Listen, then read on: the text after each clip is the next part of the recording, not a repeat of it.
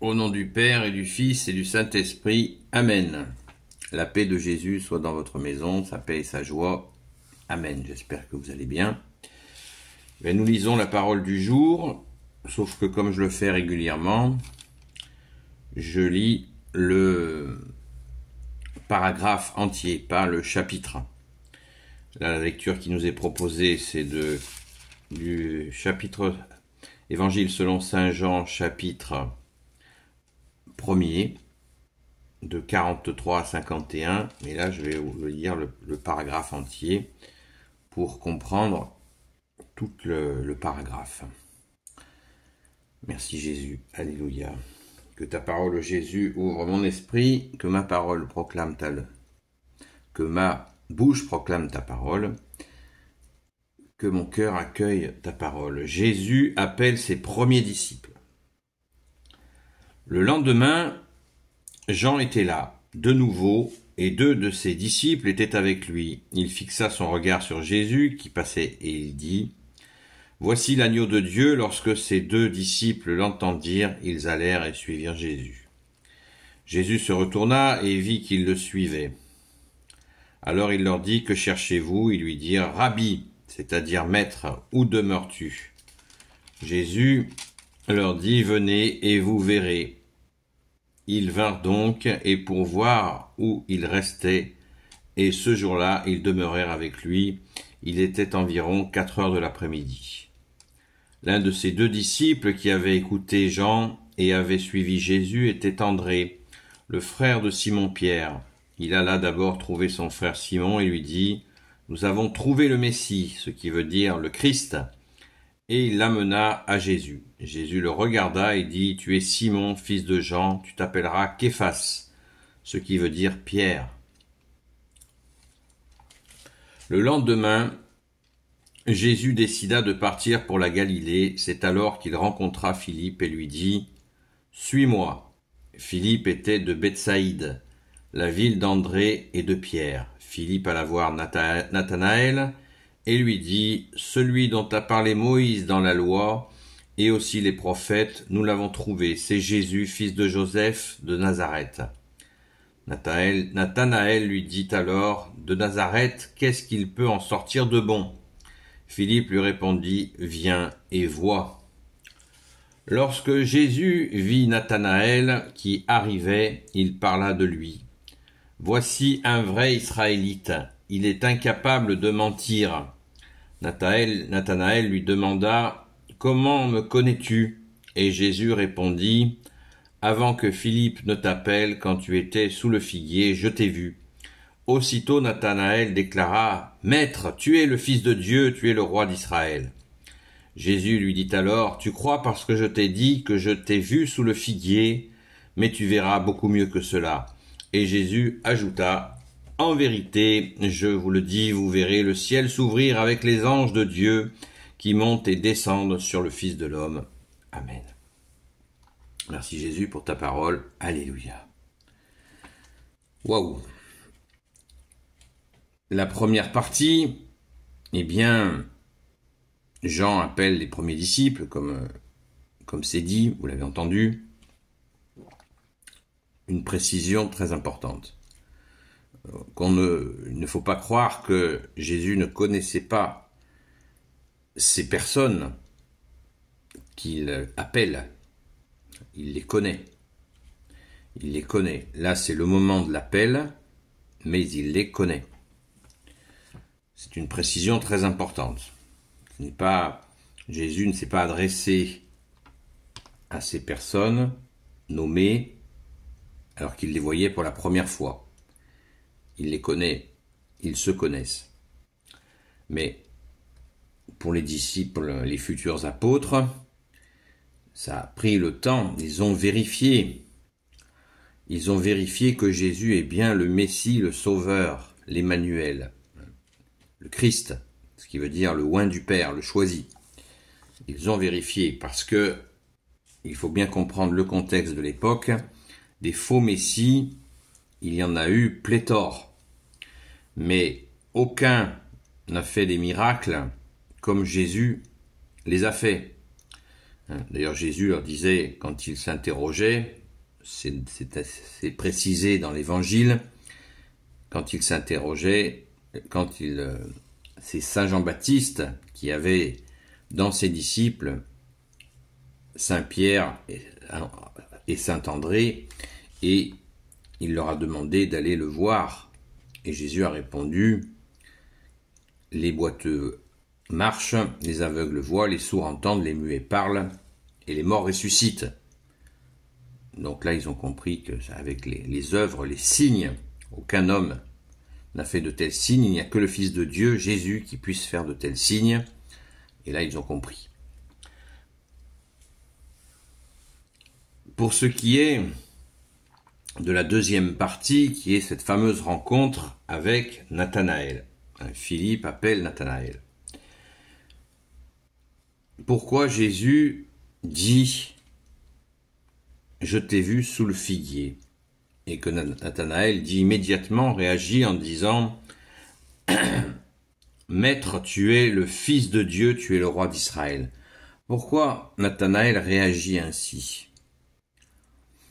Je t'ai vu sous le figuier. On peut dire, qu'est-ce que c'est de voir quelqu'un sous le figuier?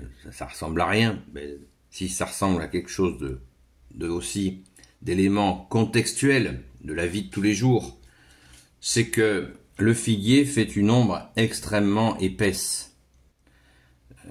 Dans ce pays d'Israël, il y a des chaleurs terribles que nous goûtons d'ailleurs un petit peu en ce moment. Eh bien, cette chaleur terrible, eh bien, les gens se protégeaient de cette chaleur sous le figuier, et notamment pour prier. Et oui, pour prier. Quel merveilleux endroit sous un figuier pour prier. L'ombre est épaisse, le parfum du figuier est un parfum extrêmement subtil, et puis en plus, s'il y a des figues, mais bon, la fonction là nommée, c'est la prière. Et Jésus est bien précisé.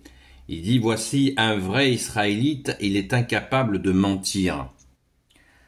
Il lui envoie un compliment sur sa personne. Jésus sonde les cœurs et les reins, vous le savez. Et il sait à qui il a affaire. Et il le dit. Et en plus, il lui dit, Nathanaël, il dit, mais comment a-pu-t-il me voir prier puisque j'avais personne? J'avais justement choisi un lieu désertique pour prier. Sous un figuier, il n'y avait personne. Et personne ne m'a vu prier, j'en suis sûr. Parce que je voulais prier tout seul. Et Jésus l'a vu. Donc c'est clair, c'est net. Là, il a compris. Et c'est extrêmement touchant comme situation. Et sa déclaration, « Maître, tu es le Fils de Dieu, tu es le roi d'Israël », voilà, c'est juste magnifique. Et Jésus lui dit qu'il verra avec les autres, et ils verront, eh bien, vous verrez le ciel s'ouvrir avec les anges de Dieu qui montent et descendent sur le Fils de l'homme. Ça, c'est le retour glorieux de Jésus. Il lui dit, vous verrez mon retour glorieux, le fameux retour qui est le second avènement de Jésus. Jésus est venu la première fois par la très sainte Vierge Marie, vous le savez, mais il reviendra une deuxième fois pour libérer totalement la terre, procéder au jugement dernier et instaurer définitivement la paix sur cette terre renouvelée. Et Jésus annonce cela à plusieurs reprises. Et là, on est quand même au début de l'évangile de Saint Jean, et il le dit déjà, donc ça annonce vraiment la couleur. Et ce moment-là, ce second avènement de Jésus, eh bien, il n'est pas... Jésus lui-même a dit qu'il n'en connaissait ni le jour ni l'heure, seul le Père. Personne ne connaît ce retour, le moment ni l'heure de ce retour. Alors pendant tous les siècles, de nombreuses personnes ont dit que ça allait être à tel moment, mais c'est illusoire. Jésus a dit lui-même dans l'Évangile, nul ne connaît le jour ni l'heure, pas même le Fils, pas même lui-même, Jésus ne connaît ce retour glorieux de Jésus que nous attendons, et nous prions pour que ce retour vienne rapidement, car nous sommes dans ces périodes de douleur absolument terribles, et nous supplions Jésus de revenir. Béni soit le Père, le Fils et le Saint-Esprit. Amen. Merci à Jésus et Marie de vous bénir. À très vite. Je continue pour les 10 minutes TikTok sont écoulées. Et pour bien insister sur ce moment, incapable de mentir. Verset 47. Lorsque Jésus vit Nathanaël qui arrivait, il parla de lui. Voici un vrai Israélite, il est incapable de mentir. Nathanaël lui demanda, comment me connais-tu? Et Jésus répondit, avant que Philippe ne t'appelle, quand tu étais sous le figuier, je t'ai vu. Aussitôt Nathanaël déclara, Maître, tu es le Fils de Dieu, tu es le roi d'Israël. Eh bien, cet appel de Nathanaël est très important. J'insiste sur ce moment parce que cette personne n'avait aucune forme de ruse, nous dit Jésus. Est-ce que ça vous dit pas quelque chose par rapport à la période actuelle? Nous vivons une période de mensonges extrêmes. À mon avis, comme jamais, on a vécu dans un mensonge. Jésus nous a dit, à propos du diable, qu'il est le prince du mensonge. Eh bien, nous avons là l'antithèse du mensonge, à travers ce Nathanaël. Parce que dans tout l'évangile, c'est peut-être le seul moment où Jésus dit cela de quelqu'un. Donc je nous invite à méditer là-dessus et peut-être à demander à Saint Nathanaël d'intercéder, car nous avons vraiment besoin de vérité. Bien sûr, nous nous adressons en premier à Jésus, qui est le chemin, la vérité et la vie. Mais là, c'est quand même exceptionnel. Notons cela dans le Saint-Évangile, que c'est peut-être le seul moment où Jésus va dire cela de quelqu'un. Car il l'a vu prier sous le figuier, et sa prière ne devait certainement pas être tiède. Elle devait être costaud. Et Jésus valide cette personne et ce comportement. C'est assez rare à mon avis pour le noter et pour s'en inspirer.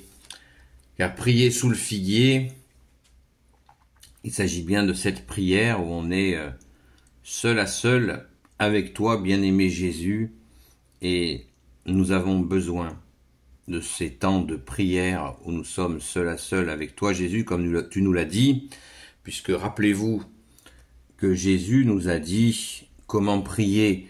Allez dans votre chambre, fermez la porte et priez afin qu'il n'y ait que mon Père qui sache que vous êtes en train de prier.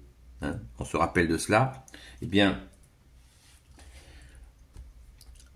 l'image de cette chambre, eh bien, c'est ce que veut dire Jésus quand il nous parle de chambre, c'est être seul à seul avec lui, en tête à tête avec lui, et c'est exactement ce qu'il valide là auprès de Nathanaël sous ce figuier. C'est ce tête à tête avec le bon Dieu qui est très important, et nous avons besoin de prier dans ce tête à tête avec Jésus, et que dis-je, prier, le supplier dans la période actuelle qui est extrêmement dangereuse, qui menace tant de vies. Nous avons besoin de ces temps de prière en tête à tête avec toi, Jésus, pour te supplier de libérer la France, la fille aînée de l'Église, le peuple franc, en demandant pardon pour l'apostasie. Il nous faut aussi prier pour le Niger et son peuple, afin qu'il n'y ait pas une deuxième Libye. Et à travers toutes les informations qui nous arrivent, donc jetez bien votre télé à la poubelle, car le mensonge n'arrête pas et il va se renforcer ce mensonge. Il va se renforcer, donc nous avons vraiment besoin de ce tête-à-tête, ce cœur à cœur avec Jésus pour être à l'abri de ces mensonges, parce que il y a la télé, mais il y a aussi beaucoup de personnes qui véhiculent ces mensonges, qui se font les porteurs de mensonges. Ce n'est pas volontaire de leur part, mais ils véhiculent le mensonge. Donc, apprenons à être solides dans la vérité que tu es Jésus, et faisons confiance à Jésus. N'écoutons pas tout ce qui peut nous être dit. Il nous faut prier sans cesse et être vraiment certain que Jésus va nous sortir de là. Merci Jésus d'entendre nos prières de supplication, car tu es la seule issue. Nous n'avons pas d'autre issue. Le mensonge est trop fort et les hommes qui pourraient faire quelque chose ne sont pas encore prêts, puisqu'on ne voit pas surgir, en ce qui nous concerne, je parle de chez nous, la France, on ne les voit pas surgir pour agir et changer cette situation. On ne les voit pas. Ils existent certainement. Ils hésitent. On ne sait pas ce qui se passe. Mais nous ne pouvons que prier et prier encore, supplier, que dis-je prier, supplier Jésus de nous sortir de cette impasse de mensonges dans lequel nous sommes, mais nous sommes aussi et surtout de la vérité que tu es Jésus, quoi qu'il en coûte. Nous sommes en toi Jésus, nous sommes dans ta main, et comme tu l'as dit, ceux qui sont dans ta main, nul ne peut te les arracher, car en étant dans ta main Jésus, ils sont dans la main de ton Père, notre Père. Alléluia.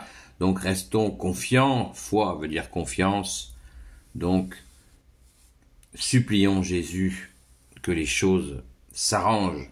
Quand on voit, par exemple, en ce moment, peut-être vous allez dire que j'exagère, c'est pas grave, vous avez le droit de le penser, et moi je suis convaincu que cette chaleur, cette vague de chaleur correspond à ce qui est en train de se passer, comme nous l'avons vécu l'année dernière, avec les feux épouvantables qu'il y a eu, qui correspondaient à ces envois d'armes en Ukraine, envoyer le feu, que la fille aînée de l'Église, des individus osent envoyer des armes pour le feu, pour la destruction, eh bien nous avons reçu un retour de flamme avec ces incendies. Ça, c'est ma perception. Et de la même manière, en ce moment, depuis quelque temps, et cela correspond avec la montée en tension sur le Niger, eh bien, cela correspond à cette chaleur, correspond à cette tension, ce feu, de nous mêler de ce qui se passe dans ce pays, alors que c'est leur affaire. Ça concerne uniquement les Nigériens, les gens du Niger, les habitants du Niger. Nous n'avons pas à leur imposer qui que ce soit. Si des militaires prennent le pouvoir au Niger, c'est leur affaire. C'est l'affaire du peuple du Niger. Nous ne sommes pas concernés par cela. Nous n'avons pas à organiser, même pour l'uranium, même pour je sais pas quoi, nous n'avons pas à organiser qui va diriger le Niger. Ça n'est pas possible. L'uranium nigérien, on peut s'en passer. Si on a sauvé notre âme, on se passera et Jésus pourvoira à nos besoins en électricité ou en je sais pas quoi. Merci Jésus. Cherchez, qui nous dit, j'ai cherché le royaume des cieux et sa justice et tout vous sera surajouté. Nous n'avons rien à craindre de ce côté-là. Et surtout ne pas tomber dans ce cynisme qui consiste à nommer des chefs de tel ou tel État pour pouvoir prélever les ressources de ce pays. Ça suffit. Ça suffit. C'est une honte. Et c'est ce qui est en train encore de se passer. Donc, réveillons-nous, prions, supplions Jésus. Nous n'avons pas à organiser qui doit diriger tel ou tel pays. C'est pas possible. Pas possible. Et ce feu que nous traversons, ce feu, cette chaleur, eh bien, à mon avis, elle est tout à fait symbolique de ce qui est en train de se passer. alors il nous faut demander pardon, même si ce n'est pas nous directement, nous n'avons pas demandé cela, eh bien demandons pardon quand même, supplions Jésus de nous pardonner d'avoir participé, pour certains ce n'est pas mon cas, à avoir installé chez nous des individus qui font de telles horreurs. Peut-être que là, ils mesurent le mal qu'on peut faire avec un bulletin de vote. Peut-être. Est-ce que vous réalisez le mal que l'on peut faire avec un bulletin de vote? Un bulletin de vote, c'est terrible. C'est absolument effarant. Il nous faut le réaliser pour pouvoir avancer et sortir de cette situation le plus vite possible. Tant de souffrances auraient pu être évitées.